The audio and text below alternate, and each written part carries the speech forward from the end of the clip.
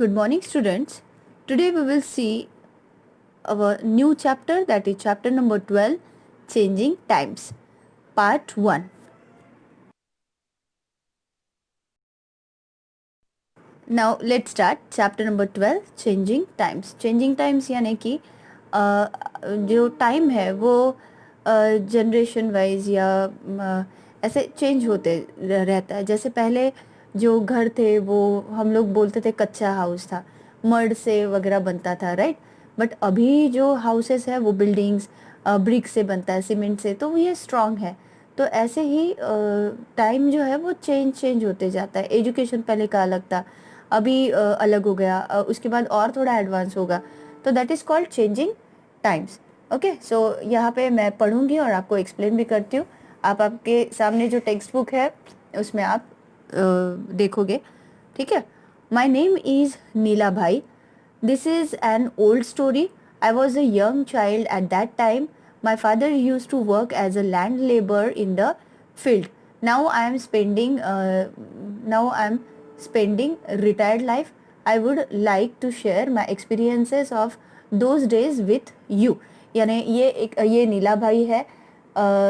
ये जो स्टोरी है ये बहुत पुरानी स्टोरी है. तो ये नीला भाई जो है वो जब वो यंग था वो टाइम का स्टोरी वो बता रहे हैं कि मेरे फादर, उसके फादर जो थे वो एक लैंड लेबर थे, फील्ड पे यानी खेती में काम करने वाले लेबर थे. और अभी ये जो नीला भाई है ये अभी रिटायर्ड हो गया है. तो ये जो अपना एक्सपीरियंस है वो दिनों का वो शेयर करना चाहते हैं. A big move. That was about 70 years अगो.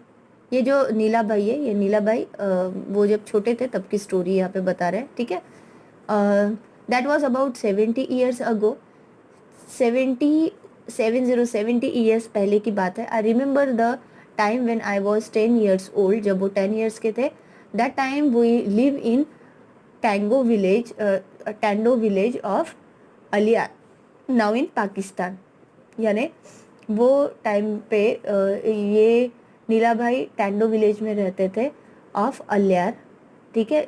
अभी वो पाकिस्तान में है लेकिन पहले वो पाकिस्तान में नहीं था. At that time we suffered a lot. There was a lot of hustle bustle. I could not understand what was happening. One day father told us that we had to leave our village and move to another place.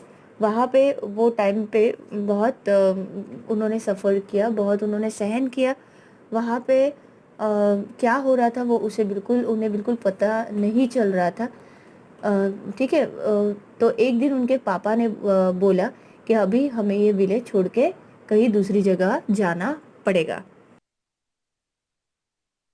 I was sad to leave my village and my house.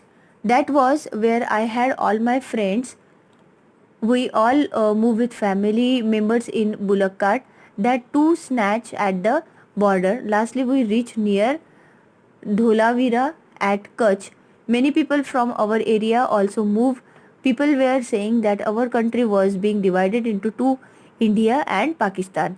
Many people from India went to Pakistan, just like we moved to India. For some time, we all stayed in a camp in big tents that were put up in a huge ground of Dholavira. जब वो village छोड़ रहे थे तो जो नीला भाई है उन्हें बहुत बुरा लगा, ठीक है.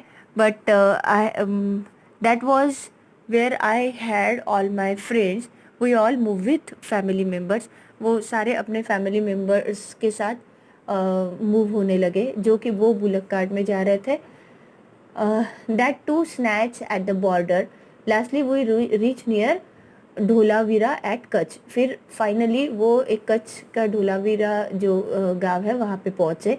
बहुत सारे लोग जो है ऑल्सो मूव, वो बहुत इधर उधर भी चले गए थे, ठीक है. जैसे कि people were saying that our country was being divided into two. बहुत सारे लोग ये बोलने लगे कि हमारी जो कंट्री है वो दो पार्ट में डिवाइड हो गई, वो एक इंडिया एंड पाकिस्तान.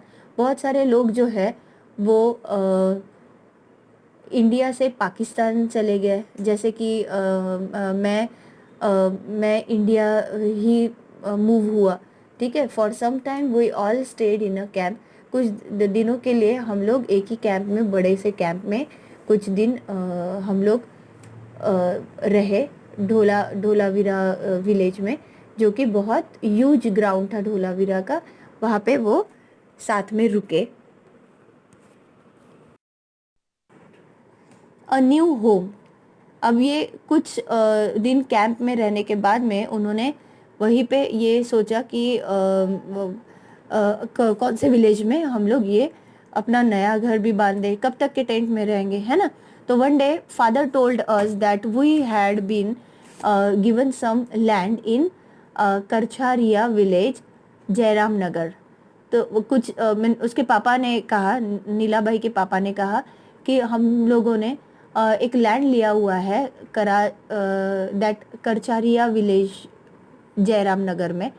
तो he said that we could build our house there, हम लोग हमारा घर वहाँ पे बनाते हैं। I was very happy, father and mother work hard to make the house. मेरे पापा और मम्मी ने बहुत ज़्यादा मेहनत की वो घर बनाने के लिए। वही चिल्ड्रन ऑल्सो हेल्प, हम लोगों ने भी मदद, उनको हेल्प किया।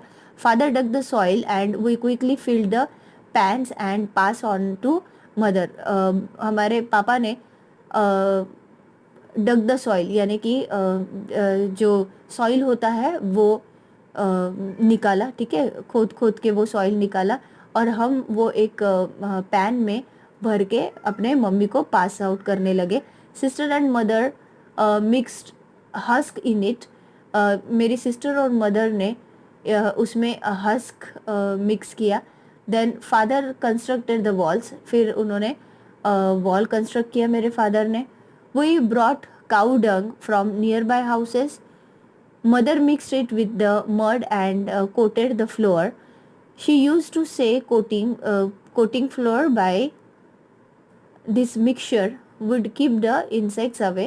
Now it was the turn for the roof to be made, father roof to be made. फिर उसके बाद में हम लोग जो काऊ डंग होता है वो आजू बाजू के हाउस में से लेके आए। फिर मदर ने वो जो काऊ डंग को मिक्स किया मड में, एंड देन फ्लोर का कोटिंग, फ्लोर को कोट किया, ठीक है। शी यूज टू से coating floor by this mixture would keep the insects away, इससे क्या होता है, जो इंसेक्ट्स है वो अपने घर से दूर ही रहते हैं। Now it was the turn for the roof to be made, अभी ये जो घर तो वॉल्स तो बन गए, लेकिन जो रूफ है, ये रूफ बनाने का भी टाइम आ गया, ठीक है। तो father made a frame, father made a frame by joining the branches of neem trees and bamboos. We put old gunny bags on that and covered them with mud. यानी मेरे father ने जो frame बनानी थी, वो frame बनाने के लिए जो नीम ट्रीज और बाम्बूज के जो ब्रांचेस होते हैं वो उनको ज्वाइन किया। देन वो पुट ओल्ड गनी बैग्स, यानी उसके ऊपर फिर हम लोगों ने ओल्ड गनी बैग्स, यानी कि ये जो बोरियाँ होती है ना, दाल चावल वाली जो बोरियाँ होती है, वो that is called Ghani bags, वो उसके ऊपर डाली and covered them with mud, और उसको मड से पूरा ढक दिया, कवर्ड कर दिया। मड यानी कि कीचड़, okay. Most of the houses around our house were made like ours, यानी हमारे घर के आजू बाजू के जो भी घर थे वो सेम ऐसे ही बनाए गए थे। It was just like our old house, I like it the most. और हमारा जो हाउस था वो बिल्कुल वैसे ही पुराना लगने लगा, क्योंकि सारे हाउसेस सेम थे और मुझे मेरा हाउस बहुत ज़्यादा पसंद था। Now find out and write, अभी हमें कुछ क्वेश्चन यहाँ पे पूछे हैं, let's see. Talk to anyone of the elderly persons of village, visit him her and find out when he she was 8 or 9 years old, what were his her experiences and write them। यानी आप भी अपने कोई पहचान के Elder person या फिर आपके ग्रैंड पेरेंट्स अगर है, उनसे आप मिलके उनसे आप ये पूछिए कि जब वो 8 या 9 ईयर्स ओल्ड थे, तब तब तब से उनका एक्सपीरियंस क्या था, तब उनको क्या एक्सपीरियंस आया, तो वो एंड राइट देम, उनका एक्सपीरियंस फिर हमें लिखना है, ठीक है, उनका एक्सपीरियंस पूछ के।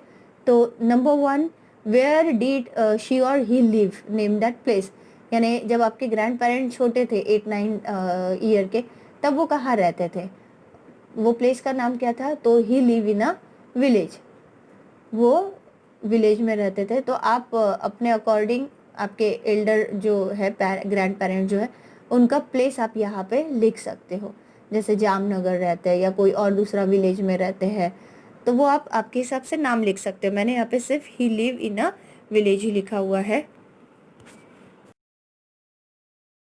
Next question is, from what material was her और हिज हाउस मेड, यानी उनका जो हाउस है वो किस मटेरियल से बना था, तो his house was made of thatch, bamboo would, straw and mud. एक थैच बाम्बू वुड होता है, वो थैच बाम्बू वुड से उनका घर बना था, एंड स्ट्रॉ एंड मड से, राइट।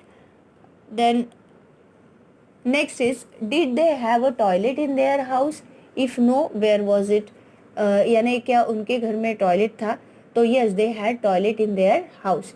और अगर यहाँ पे नो आंसर आता तो आपको लिखना पड़ता कि फिर वो वेयर वॉज इट, तो वो कहाँ पे था या फिर वो कहाँ जाते, ठीक है।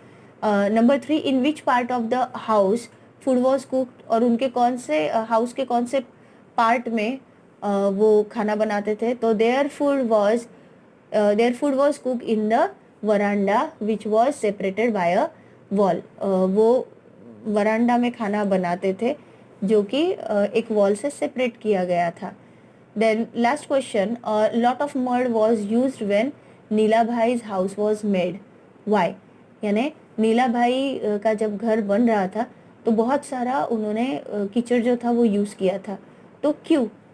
Answer is because a thick layer of mud protects the house from cold and heat, क्योंकि जितना ज़्यादा मड यानी कीचड़ कीचड़ आप अप्लाई करोगे, जितना ज़्यादा यूज़ करोगे घर बनाने के लिए, उतना ही आपका प्रोटेक्शन होगा कोल्ड एंड हीट से, यानी गर्मी और ठंडी से। Okay, so here is our part 1 is completed। Okay, your today's homework is, ये जो भी कुछ मैंने टेक्स्ट बुक में लिखा हुआ है आंसर्स, वो आपको लिखना है आपके टेक्स्ट बुक में।